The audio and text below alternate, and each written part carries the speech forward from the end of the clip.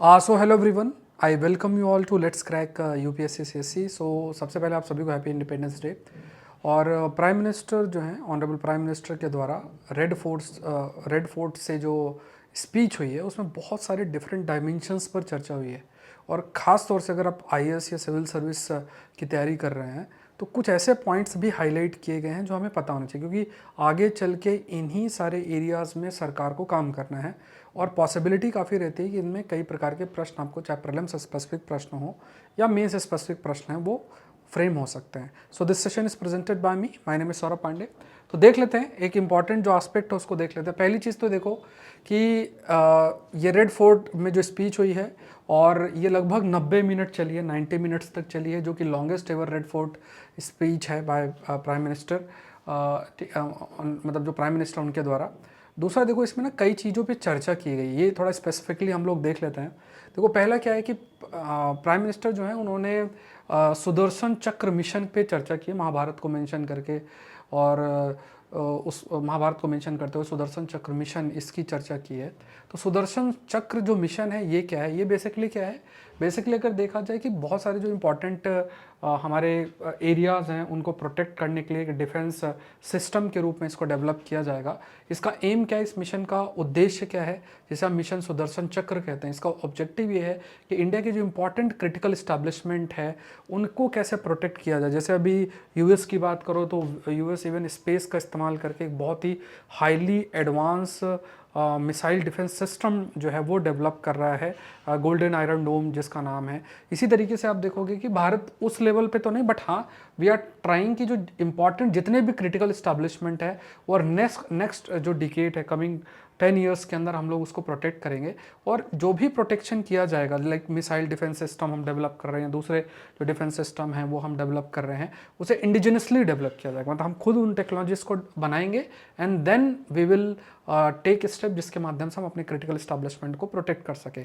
इसका एम क्या है कि मल्टी लेयर्ड सिक्योरिटी फ्रेमवर्क के पर बेस्ड होगा, सर्विलियंस होगा, जो है प्रॉपर एडवांस सर्विलियंस होगा, साइबर प्रोटेक्शन पे इस पे फोकस किया जाएगा, प्रॉपर जो फिजिकल इंफ्रास्ट्रक्चर है उसको भी डेवलप आपका किया जाएगा, जिससे कि किसी भी प्रकार का अगर थ्रेट है, चाहे साइबर स्पेस का हो या इन जनरल फिजिकल स्पेस का हो, हर एक आयाम के ऊपर जो है जो सिक्योरिटी है वो सिक्योरिटी आपकी डेवलप की जाएगी, जो मल्टी लेयर्ड सिक्योरिटी है वो डेवलप की जाएगी। तो ये थोड़ा सा हमें डिटेल इसके बारे में पता होना चाहिए, मिशन सुदर्शन चक्र। दूसरा देख लेते हैं, इसमें एक और पॉइंट हाईलाइट किया गया है, दैट इज़ यहाँ पे इन्फिल्ट्रेशन या घुसपैठिया शब्द का इस्तेमाल किया गया है।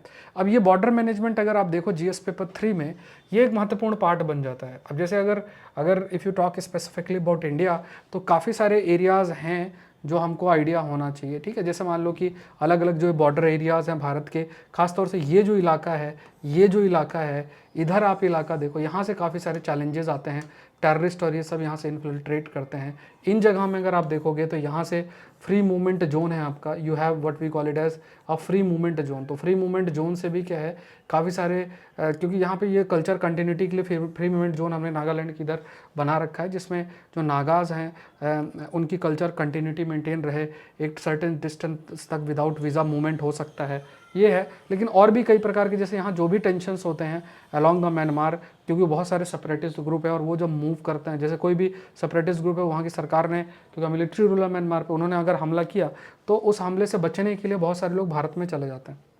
कई मिलिटेंट ग्रुप्स हैं वो भारत में इन्फिल्ट्रेट कर जाते हैं। तो बॉर्डर मैनेजमेंट यहाँ पे फोकस करना पड़ेगा। इलीगल बांग्लादेश से बहुत सारे माइग्रेंट्स आते हैं, म्यांमार से रोहिंग्याज बहुत सारे माइग्रेट करके इलीगली भारत में आ रहे हैं, तो ये देखना है।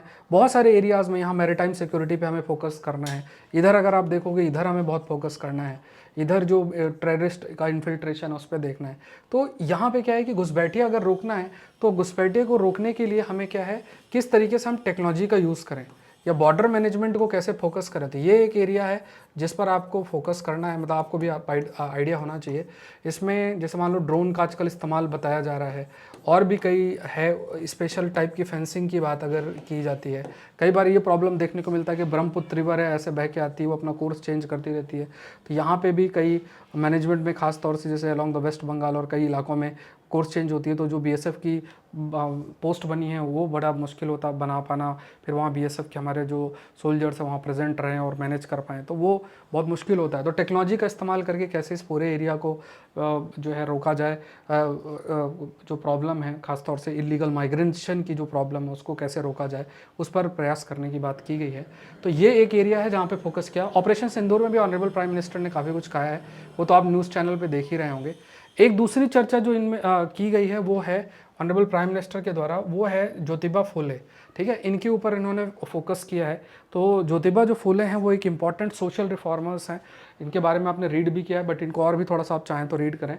ज्योतिराव जो फुले हैं उन्हें जो इंडियन सोशल एक्टिविस्ट है, बिजनेसमैन है, एंटी कास्ट सोशल रिफॉर्मर के रूप में भी है, और ठीक है महाराष्ट्र से बिलोंग करते हैं, और इनका एक महत्वपूर्ण रोल रहा है समाज में एक वैल्यू सिस्टम डालने में, या फिर आप कह सकते हैं कि समाज में रिफॉर्म्स लाने में, डिस्क्रिमिनेशन ख़त्म करने में, वो उस सब सारी चीज़ों में इनका एक महत्वपूर्ण रोल रहा है। ठीक है, नेक्स्ट पार्ट जो है आप देखोगे ना, रिफॉर्म्स की चर्चा की गई है, रिफॉर्म्स पे चर्चा की गई है काफ़ी। रिफॉर्म्स जैसे कि special task force next generation reforms के लिए कि आगे किन किन एरियाज़ में हम रिफॉर्म्स ला सकते हैं। जैसे 1990s के टाइम पे इकोनॉमिक रिफॉर्म्स हम लेकर आए, ग्लोबलाइजेशन, लिबरलाइजेशन, प्राइवेटाइजेशन की हमने बात की। तो इस समय हम किन किन रिफॉर्म्स को ला सकते हैं, क्योंकि इकोनॉमिक सेंस में, सामाजिक सेंस में, इवन जो वर्ल्ड ऑर्डर है उस पर भी काफ़ी परिवर्तन आ रहे हैं। तो अर्थव्यवस्था में हम क्या रिफॉर्म्स लाएँ, और भी कई लेवल पे जो रिफॉर्म्स हमें लाना है उस पर चर्चा की जाए। और एक स्पेशल टास्क फोर्स बनाया गया है नेक्स्ट जनरेशन रिफॉर्म्स के लिए। तो एक तो ये आ जाता है। दूसरा देखा जाए तो इंडियन फार्मर्स को काफ़ी अधिक ऑनरेबल प्राइम मिनिस्टर ने जो है एक तरीके से अप्रिशिएट किया। देखो क्या है कि सबसे जो अभी इंडिया यूएस के बीच का टेंशन है उसके पीछे एक कारण है, और वो एक कारण, सबसे बड़ा जो एक कारण निकल कर आ रहा है वो क्या है। एक तो देखो सबसे इम्पॉर्टेंट पार्ट ये है कि एक तो यूएस जो है वो चाहता है कि भारत में एग्रीकल्चर सेक्टर और डेयरी सेक्टर को ओपन किया जाए।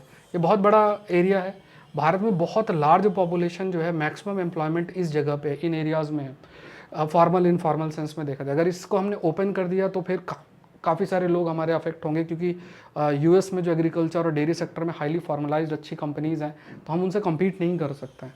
तो इस वजह से हमें 25% का टैरिफ लगाया गया।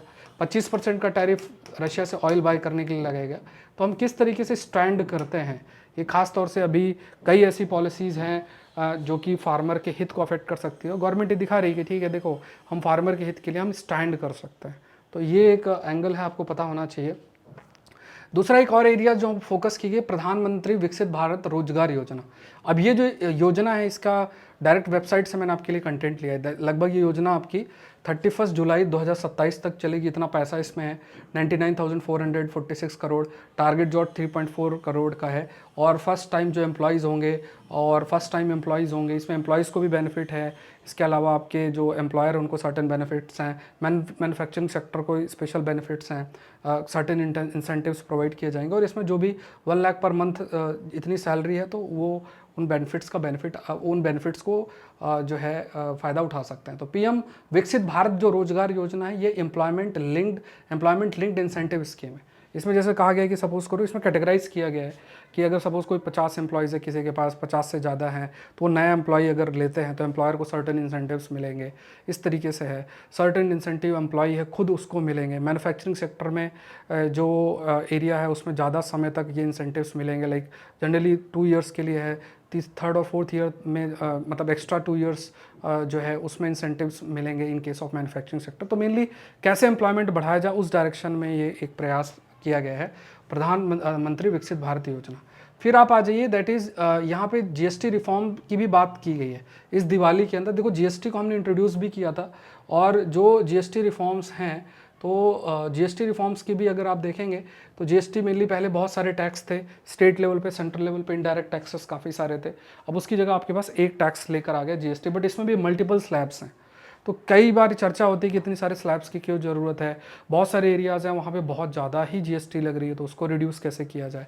तो ये सब आपका प्रयास है। तो बहुत सारे सेंट्रल स्टेट्स टैक्स की जगह आपके एक टैक्स लेके आ गया जो कि हम जीएसटी कहते हैं। और ये टैक्स क्या है कि ये टैक्स बेसिकली ख़ास तौर से वन नेशन वन मार्केट की तरफ हमें लेकर जा रहा है, बट अभी भी इसमें कुछ रिफॉर्म्स की ज़रूरत है। तो वो रिफॉर्म्स की चर्चा जो है वो भी इसके अंदर आपकी की गई है। तो ये चीज़ भी आपको ध्यान में रखनी है। एक और एरिया आ जाता है, दैट इज़ स्वदेशी मैसेज है, सेल्फ रिलायंस पर ऑनरेबल प्राइम मिनिस्टर ने चर्चा की है। सेल्फ रिलायंस चाहे वो डिफेंस का एरिया हो या किसी भी एरिया की बात करें, हम खुद से उसको प्रोड्यूस कर सकें। क्योंकि देखो क्या है कि इस ग्लोबलाइज्ड वर्ल्ड में ऑल दो वी वांट कि ज़्यादा से ज़्यादा दूसरी इकोनॉमी के साथ हम इंटरलिंक करके आगे बढ़ें, लेकिन अब चीज़ें थोड़ा डिफरेंट हो रही, वर्ल्ड ऑर्डर चेंज हो रहा है। यूएस जैसे देश, उनके इंटरेस्ट चेंज हो रहे हैं, टैरिफ लगा रहे हैं, कभी कोई युद्ध हो जाए तब हमारा, अगर हमारी निर्भरता दूसरों पे बहुत अधिक है तो हमारी इकोनॉमी अफेक्ट होगी। तो जितना अधिक हम आत्मनिर्भर बनेंगे दूसरों से या एक्सटर्नल शॉक से, मान लो कोई युद्ध हो या कोई दूसरा हमें प्रेशर हम पर डाले या टैरिफ हम पर इम्पोज करे, तो उससे हम बच सकते हैं। तो इसके लिए भी जो ऑनरेबल प्राइम मिनिस्टर उन्होंने चर्चा की है कि हमें सेल्फ रिलायंस की तरफ भी जाना चाहिए। तो सेल्फ रिलायंस का क्या इंपॉर्टेंस है, ये इकोनॉमिक कंटेक्स्ट में आपको थोड़ा सा आइडिया होना चाहिए। अगर आप सिविल सर्विस की तैयारी कर रहे हैं तो आज लास्ट डे है आपका, ठीक है, और ये ऑफर आपको मिस नहीं करना है। 17,999 के अंदर you have to use the code that is SPLIV। ये कोड आप यूज़ करके आपको ज्वाइन कर लेना है। तो ये अल्टीमेट ऑफर है, you have to use this code that is SPLIVE। इस कोड को आपको यूज़ करना है। 12 मंथ का एक्सटेंशन है, 2 इयर्स का अगर आप ज्वाइन करते हैं तो उसका एक्स्ट्रा आपको रेसिडेंशियल प्रोग्राम का भी आप हिस्सा बन सकते हैं। तो मतलब पूरे अनअकैडमी के अंदर जितने भी कोर्सेज इंक्लूडिंग माई कोर्सेज वो भी आप एक्सेस कर सकते हैं। बहुत सारे बैचेज़ हैं वो लॉन्च किए गए हैं। उसके बाद यहाँ पे आप आज क्विज़ अटेंड कर सकते हैं, 30 मिनट लाइव टेस्ट है 6 PM में, तो उसका लिंक नीचे दिया है, उसका आप हिस्सा बन सकते हैं। उसके बाद ठीक है, तो यहाँ पे टॉप 10 परफॉर्मर्स को उनको कई सारे वाउचर्स भी मिलेंगे। मेंस रेजिडेंशियल प्रोग्राम का आप हिस्सा बन सकते हैं अगर आप 2 साल का सब्सक्रिप्शन लेते हैं तो उसमें। तो ये सब कुछ अनअकैडमी के अंदर है। अल्टीमेट अपॉर्चुनिटी आपके लिए, जुड़े जरूर से, टॉप एजुकेटर से आप पढ़ सकते हैं, पूरे सिविल सर्विस एग्जामिनेशन की आप तैयारी कर सकते हैं। So thank you everyone, thank you.